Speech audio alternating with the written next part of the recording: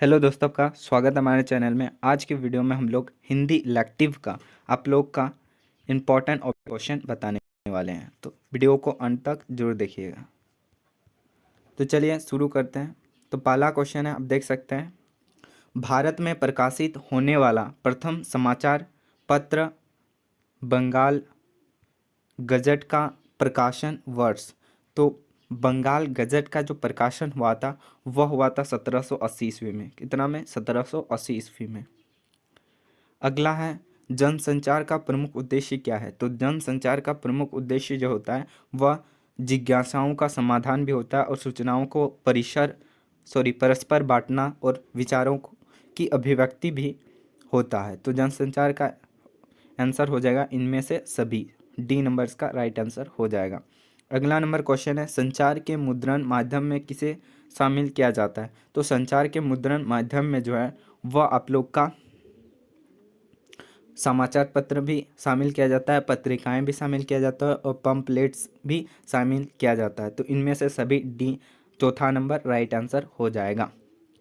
अगला number question की ओर बढ़ते हैं। उत्तंड मार्तंड किस वर्ष से प्रकाशित होना शुरू हुआ? तो उत्तंड मार्तंड जो है वो आप लोग का जरूर से याद रखिएगा 1826 ईस्वी में। 1826 ईस्वी में जो है इसका प्रकाशन हुआ था। अगला क्वेश्चन है, एक सफल संपादक कौन से गुण अपेक्षित हैं? तो एक सफल संपादक में जो है वह होता है आपका अभिप्रेरणा का गुण जो है वह अपेक्षित होता है। अगला क्वेश्चन है, हिंदुस्तान समाचार पत्र का प्रकाशन होता है। तो हिंदुस्तान समाचार पत्र का प्रकाशन जो होता है वह होता है दैनिक रूप में यानी कि प्रतिदिन होता है। अगला है, टेलीविज़न की रजत जयंती कब मनाएगी? तो टेलीविज़न की रजत जयंती जो है वह 1984 ईस्वी को मनाई गई थी। कितना को? 1984 ईस्वी को मनाई गई थी। अगला क्वेश्चन है, भारत में सिनेमा जगत का प्रमुख केंद्र स्थल है। तो भारत में जो है सिनेमा जगत का प्रमुख केंद्र स्थल जो है वह जरूर से याद रखिएगा, मुंबई होता। कहाँ है? मुंबई। सिनेमा जगत का प्रमुख केंद्र मुंबई में है। अगला है, पाक्षिक पत्रिका कितने दिनों के अंतराल पर प्रकाशित होती है? तो पाक्षिक पत्रिका जो है वह आप लोग का 15 दिन के अंतराल में जो है वह प्रकाशन होता है। अगला है, फलांकर शब्द का अर्थ है। तो फलांकर शब्द का जो है वह है स्वतंत्र। क्या है? उसका जो अर्थ होता है वह स्वतंत्र होता है। अगला है, उपयान काव्यांश में कवि कौन है? तो कवि जो है वह रघुवीर सहाय है। कौन है? रघुवीर सहाय। 3 नंबर इसका राइट आंसर हो जाएगा। अगला देखिए, कवि ने किसे अपना संबल कहा है? संबल कवि ने किसे कहा है? तो आप लोग को जोर से याद रखिएगा, सरोज को कहा है संबल। अगला क्वेश्चन है, कवि का जीवन कैसे रहा है? तो कवि का जीवन जो है वह आप लोग जोर से याद रखिएगा, वह दुखमयी रहा है, दुखपूर्ण रहा है। कवि का जीवन दुखपूर्ण रहा है यानी कि दुखों से भरा हुआ है। अगला है, विकल शब्द का अर्थ है व्याकुल, विशेष, शांति या युग। तो विकल का ही शब्द का अर्थ जो होता है वह व्याकुल होता है। अगला क्वेश्चन है, कार्नेलिया का गीत कविता किस नाटक का अंश है? तो कार्नेलिया का गीत जो है वह चंद्रगुप्त नाटक का अंश है। चंद्रगुप्त जो नाटक है उसमें कार्नेलिया का गीत है का अंश है। अगला है, बसंत आया कविता के कवि कौन है? तो बसंत आया कविता के कवि जो है वह रघुवीर सहाय है। कौन है? रघुवीर सहाय है बसंत आया कविता के कवि या लेखक। अगला क्वेश्चन की और बात करें, जब प्रकृति से नाता टूटता जा रहा है तो बसंत के आने का पता किस प्रकार होता है? तो आप लोग पता होगा, ये जो होता है वह होता है कैलेंडर से। कैलेंडर से हम लोग को पता चलता है जब प्रकृति का नाता टूटता है और वसंत आता है का पता चलता है कैलेंडर से हम लोग को। अगला है, मुक्त छंद के प्रवर्तक कवि के रूप में जाने जाते हैं। तो मुक्त छंद के प्रवर्तक कवि जो थे वह आप लोग का सूर्यकांत त्रिपाठी है।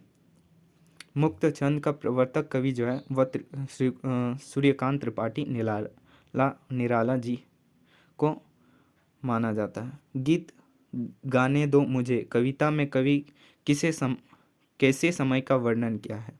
तो गीत गाने दो मुझे इस कविता में जो है वह यह मनुष्य की जिजीविषा खत्म हो जाती है, इसमें वर्णन करना चाहिए। जब संघर्ष करते करते लोगों के होश उड़ जाते हैं, इसे भी वर्णन करना चाहिए। और जब जीवन निराशा से भर जाता है, यह भी इस समय का भी अध्ययन करना चाहिए। यानी कि जो है इनमें से सभी हो जाएगा।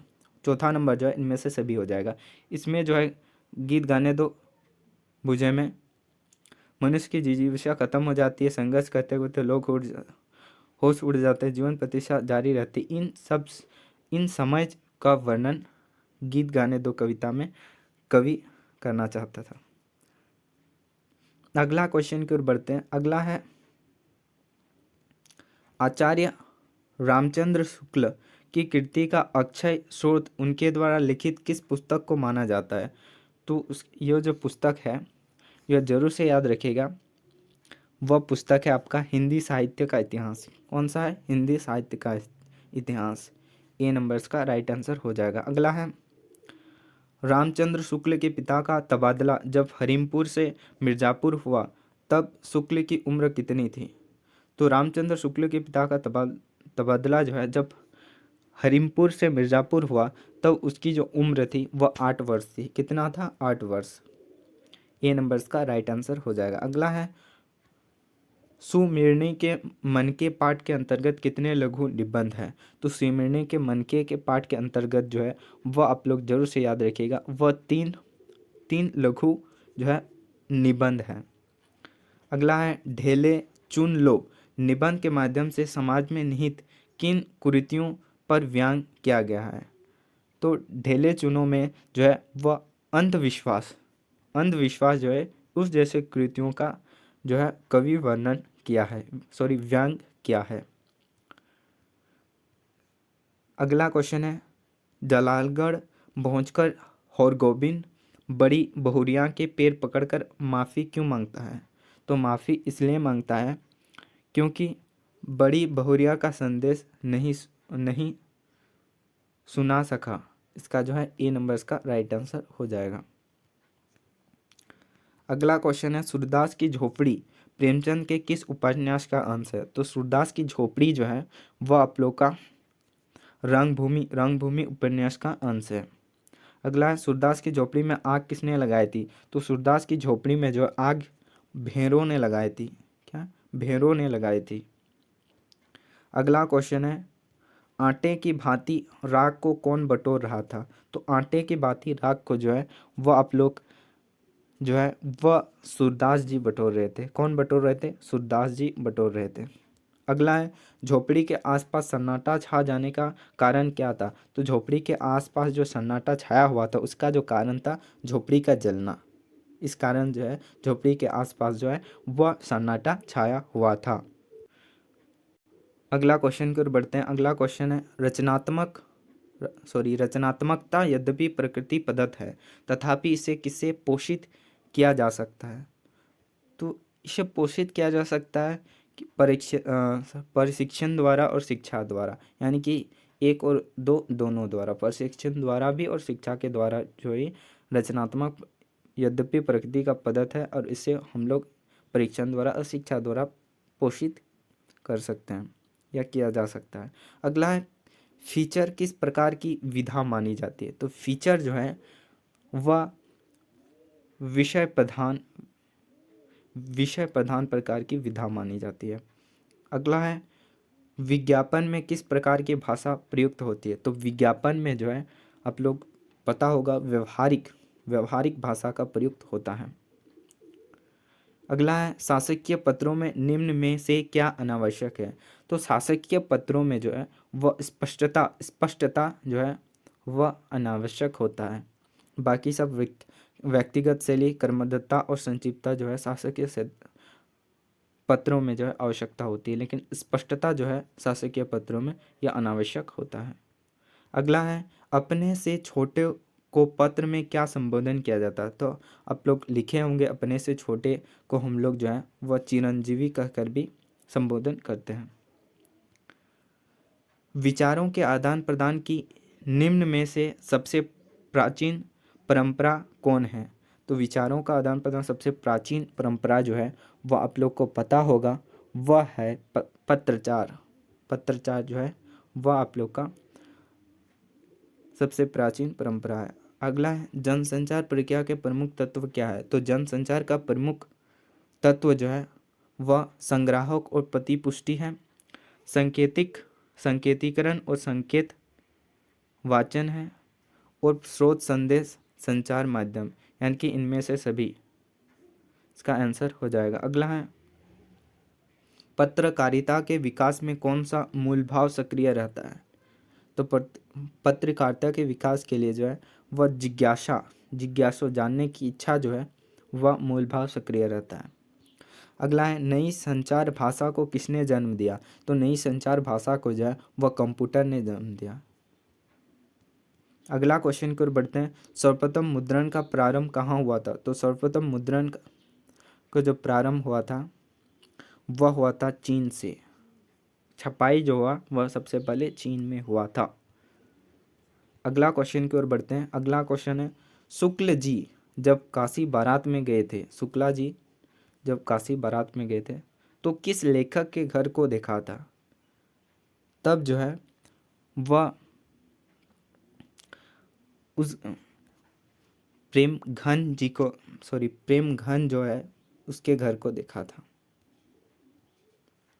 अगला क्वेश्चन की ओर बढ़ते हैं। अगला क्वेश्चन है वार्षिकोत्सव का मुख्य आकर्षण कौन था? तो वार्षिकोत्सव का मुख्य आकर्षण जो था वह बालक था। कौन था? बालक था। अगला नंबर क्वेश्चन है संवादिया का क्या नाम था? तो संवादिया का जो नाम था वह जोर से याद रखिएगा, वह था हरगोविंद। कौन था? हरगोविंद। अगला है लोमड़ी का शेर के मुंह में स्वेच्छा से चले जाने का क्या कारण था? लोमड़ी के शेर के मुंह में स्वेच्छा से चले जाने का क्या कारण था? उसका जो कारण था वह था रोजगार का दफ्तर। रोजगार का दफ्तर के कारण जो है लोमड़ी के शेर के मुंह में स्वेच्छा से चले जाने का कारण था। अगला है एक अच्छे साहित्य का प्रमुख कर्तव्य क्या है? एक अच्छे साहित्य का जो प्रमुख कर्तव्य जो होता है वह मनुष्य को आशावादी बनाना भी होता है, संघर्ष के लिए प्रेरित करना भी होता है, मानसिक विश्रांति प्रदान करता है, और यानी कि ये तीनों करता है। इसलिए जो आंसर इनमें से सभी हो जाएगा। चौथा नंबर। अगला है सूरदास को किस में विश्वास था? तो सूरदास को जो है पूर्ण निर्माण में विश्वास था। किस में विश्वास था? पूर्ण निर्माण में विश्वास था। अगला है रूप सिंह के गांव का क्या नाम था? तो रूप सिंह के गांव का जो नाम था वह था माही। कहाँ था? माही था। चौथा नंबर इसका राइट आंसर हो जाएगा। अगला है विशोकर की माटी पाठ के लेखक का क्या नाम था? तो विशोकर की माटी जो है पाठ के लेखक का नाम था विश्वनाथ त्रिपाठी। कौन था? विश्वनाथ त्रिपाठी। अगला क्वेश्चन है अपना मलबा खाऊ उजाड़ू सभ्यता में शीर्षक के रचना के माध्यम से लेखक ने क्या संदेश दिया? तो इसमें जो है लेखक ने संदेश दिया कि पर्यावरण के प्रति लोगों को सचेत करना। ये पर्यावरण के प्रति लोगों को सचेत करना।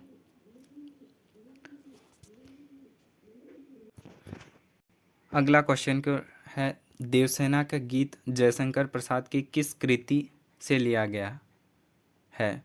तो ये जो है वो आप लोग का स्कंदगुप्त कृति से लिया गया। अगला सिकंदर की सेनापति का क्या नाम था? तो सिकंदर की सेनापति का जो नाम था वह जरूर से याद रखिएगा, वह सेलुकस था। अगला गीत गाने दो मुझे किस कवि क्या रोकने की बात कर रहा है? तो गीत गाने दो मुझे कविता में जो है वह वेदना रोकने की बात कर रहा है। क्या रोकने की बात कर रहे हैं? अपनी वेदना रोकने की बात कर रहे हैं। अगला है देश में आज़ादी के बाद किसकी कमी दिखाई देती है?